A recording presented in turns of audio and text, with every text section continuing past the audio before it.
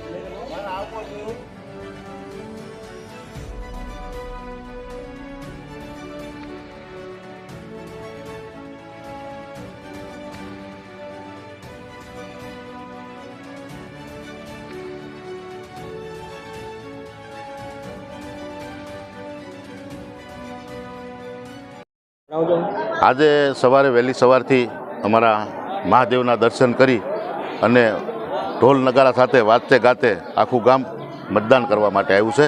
આપ જોઈ શકો છો, લાંબી લાંબી લાઈન છે અને આ રાષ્ટ્ર પર્વનું ચૂંટણી છે.